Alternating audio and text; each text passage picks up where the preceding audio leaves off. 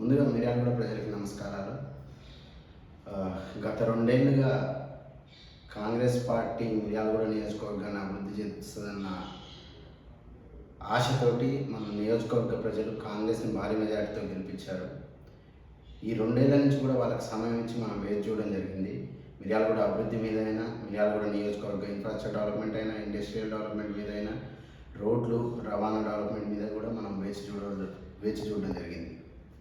కానీ నిన్న జరిగిన సీఎం సభ చూసిన తర్వాత మాకు అర్థమైంది ఏంటంటే కాంగ్రెస్కి మిర్యాలగూడ అభివృద్ధి మీద చిత్తశుద్ధి లేదనేది చాలా స్పష్టంగా అర్థమవుతుంది.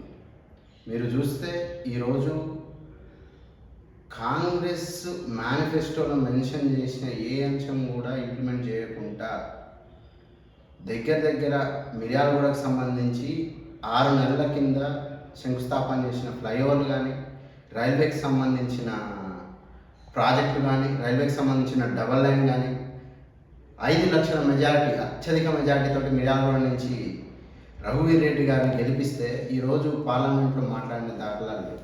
ఏ రోజు రైల్వేస్ మీద కానీ, ఏ రోజు మిర్యాలగూడ డెవలప్మెంట్ మీద కానీ, నల్గొండ డెవలప్మెంట్ మీద కానీ ఒక్క మాట మాట్లాడిన దాఖలాలు లేవు.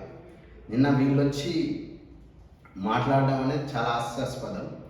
ముఖ్యంగా మా బీసీవై పార్టీ మేనిఫెస్టోలో మెన్షన్ చేసిన దానికోసం ఆ రోజు గెలుపు ఓటములతో సంబంధం లేకుండా ఈ రోజు వరకు కూడా మిర్యాలగూడ అభివృద్ధికి కట్టుబడి మిర్యాలగూడ కోసం పోరాడడం జరుగుతుంది.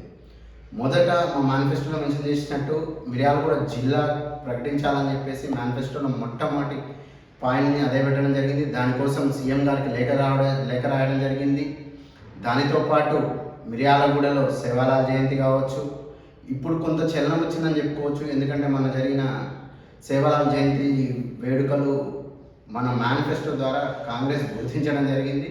వాళ్ళు మన మేనిఫెస్టోని ఫాలో అవుతూ ఇది ఎలానో దారి తీస్తుంది, బంజారా ఓట్లు ఎక్కడ బీసీ వైపు పార్టీ వైపు మలుతాయని చెప్పేసి వాళ్ళని ఒక మోసపూరితంగా చేయడానికి ప్రయత్నించారు. బట్ అల్టిమేట్గా మన పార్టీ మేనిఫెస్టోలో ఉన్న సేవాలాల్ జయంతిని అధికారికంగా నిర్వహించాలని చెప్పేసి పెట్టడం జరిగింది. దాని ద్వారా ఈరోజు ఉత్సవాలు చాలా ఘనంగా చేశారు. దాంతోపాటు ఈవెన్ సదర్ ఉత్సవాలు కానీ ఇవన్నీ మన మేనిఫెస్టోలో మెన్షన్ చేయడం జరిగింది. దానికి అనుగుణంగానే ఈరోజు అన్ని అధికారంగా జరగబడుతున్నాయి.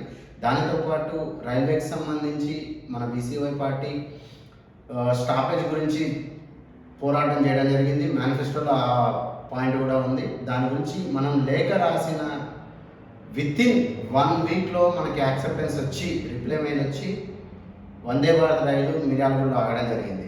అంతేకాదు మిర్యాలగూడ అభివృద్ధికి సంబంధించి బీసీవై పార్టీ కట్టుబడింది. దానికి పోరాటం ఓడినా గెలిచినా గెలుపడం సంబంధం లేకుండా ఈరోజు పోరాటం జరుగుతుంది. దాంతోపాటు నిన్న సీఎం గారి స్పీచెస్ చూసుకున్నా మన నియోజకవర్గ ఎమ్మెల్యే బత్తుల లక్ష్మారెడ్డి స్పీచ్ చూడడం జరిగింది నిన్న కాన్స్టిట్యున్సీకి వచ్చి.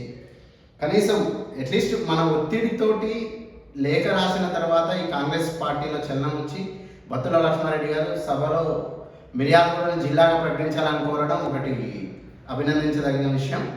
బట్ దానికి రిప్లై చేయకపోవడం రేవంత్ రెడ్డి దురహంకారానికి, కాంగ్రెస్ యొక్క దురహంకారానికి నిదర్శనం. ఇంతకు మించిన సిగ్గుమాల చర్య ఇంకొకటి ఉండదు.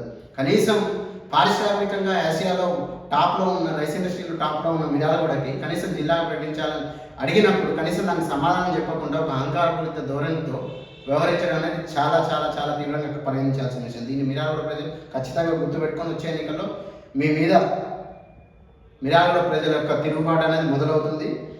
దానితో పాటు నిన్న రేవంత్ రెడ్డి గారి స్పీచ్ చూసినప్పుడు కనీసం ఒక సీఎం హోదాలో ఉన్న వ్యక్తి అలా మాట్లాడుతున్నాడా అనిపించింది. ఎందుకంటే జాతిపిత విషయంలో ఎవరైనా సరే, ప్రతిపక్షమా అధికార పక్షమా ఏదైనా సరే, ఎప్పుడైనా సరే ఒక కులాన్ని అగౌరవపరచడం అనేది చాలా చాలా తప్పు. జాతిపిత అంటూ ఎవరి మీద అయినా సరే, ఎవరైనా సరే, ప్రత్యర్థి అయినా ఏదైనా అలా మాట్లాడడం చాలా తప్పు. సరే, ఓకే, మీరు జాతిపిత గురించి మాట్లాడుతున్నారు. జాతిపిత ప్రొఫెసర్ జయశంకర్ గారు అని మీరు అన్నారు. మేము ఖచ్చితంగా అది ప్రొఫెసర్ జయశంకర్ అని చెప్పేసి తెలంగాణ సమాజానికి తెలుసు, అందరికీ తెలుసు, మీకు తెలుసు. మరి బీసీవై పార్టీ మీకు 4 నెలల కిందనే లేఖ రాయడం జరిగింది.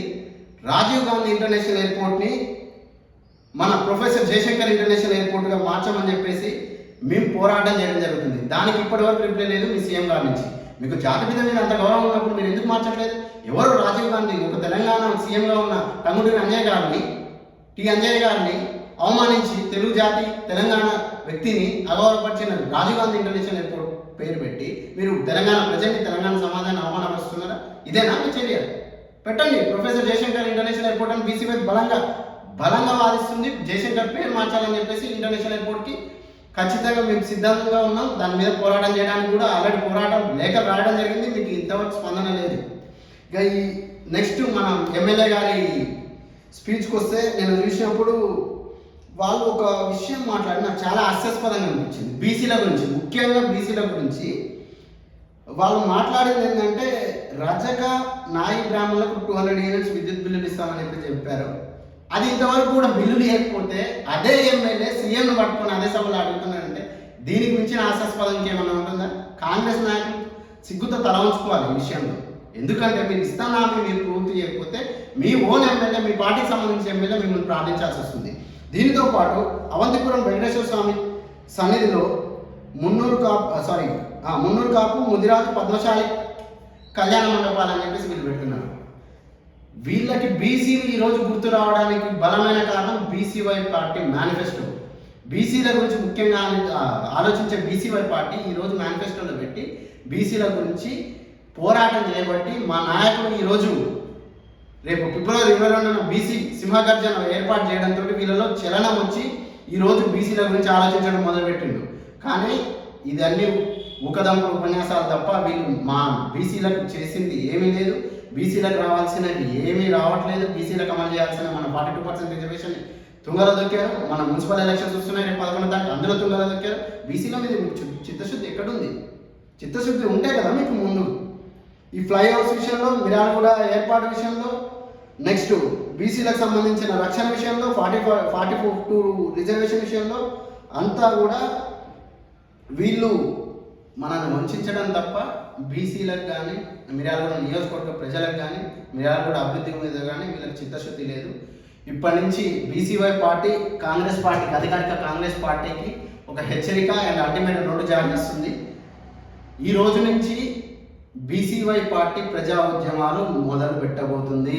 మిర్యాలగూడ నియోజకవర్గ ప్రజలారా, మీకోసం బీసీవై పార్టీ ఓటమి గెలుపోవటంతో సంబంధం లేకుండా పోరాడుతూనే ఉంది.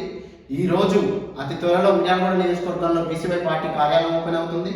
దానితో పాటు ప్రజా ఉద్యమాలు మొదలవుతాయని చెప్పేసి మరొకసారి మిర్యాలగూడ ప్రజలకు తెలియజేస్తూ, కాంగ్రెస్ పార్టీకి మీరు కనుక ఇచ్చిన హామీలు అమలు చేయకపోతే మీకు ముందు చాలా తీవ్రంగా పరిణామాలను ఎదుర్కోవాల్సి వస్తుందని చెప్పేసి విన్నవిస్తూ సెలవు తీసుకుంటున్నాను. జై బీసీవై, జై ఆర్సీ.